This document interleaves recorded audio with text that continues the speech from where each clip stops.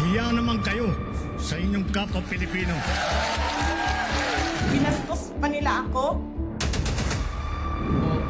What is the law and what Pakinggan ng proceeds of the illegal drug trade ng Duterte. The law enforcement, the highest law enforcement official being head of PNP. Yeah. Now you're hiding this scoundrel, this fugitive. Yung itong pagtaas ng mga presyo, no? Ano yung nakikita mong pwedeng maaaring maging simula ng anong krisis sa tingin mo pag nagtuloy-tuloy ito sa ating bansa? So kapag itong krisis na 'to, itong giyera sa Iran, nagtuloy-tuloy, ano ang napipintong nakikita mo puwedeng maging isa pang malaking krisis? Baka mamaya dumating yung time na wala ka nang mabili. Kasi lalong-lalo na yung mga yung mga mayayaman magpa-panic buying. So sana mapigilan yun. Sana mapigilan yun yung pagpa-panic buying. Kasi ngayon pa nga lang may nagpa-panic buying. Kaya nagbigay ng direktiba ang Pangulo na hindi nyo kailangan mag-panic buying. Gumagawa tayo ng paraan para ma-freeze nga yung price ng mga produkto, mga food products. No? So kung magtutuloy-tuloy ito, mga mayayaman, baka mag-panic buying. Tapos, kami na hirap sa buhay, no? Yung mga hirap sa buhay, mawalan na. So, paano na? Paano na? So, lalawak ang taggutom. So, yan yung naiisip. Personally, yan talaga yung naiisip ko. Lalawak ang taggutom.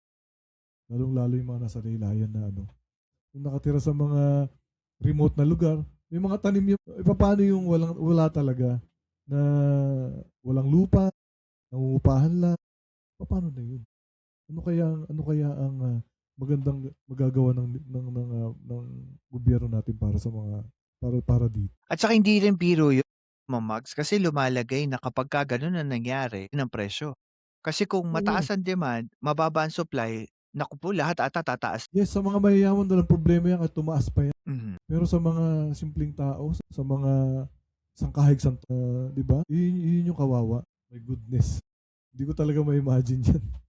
Pag nagtuloy-tuloy. Sana naman, At saka Mags, isa pa na kung magkaroon ng ganyan sistema, kung ano magiging epekto niyan sa public service at ano ang magiging epekto niyan sa maaring subsidy ng gobyerno if mangyari yan. yun na nga eh.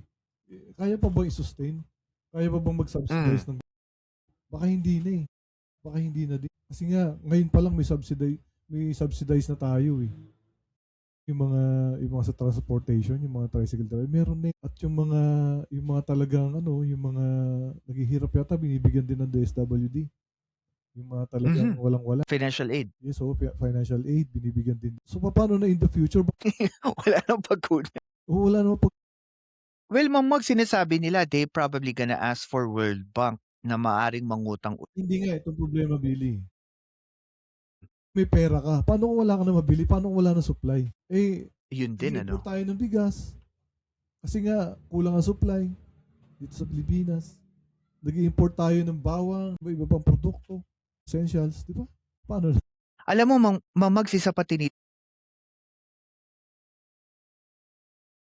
Yes, oo, lalong tataas yan. Asahan na natin yan. Tataas yan.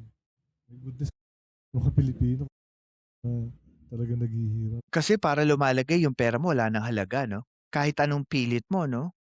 Grabe.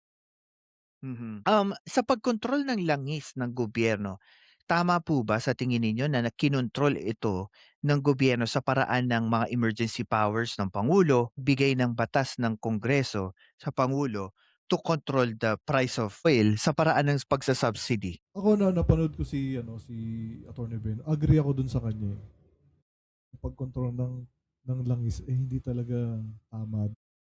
Alam mo kung bakit? Kasi magtatago ng langis sa mga private na yan. Itatago na yung langis sila so lalong magmamahal.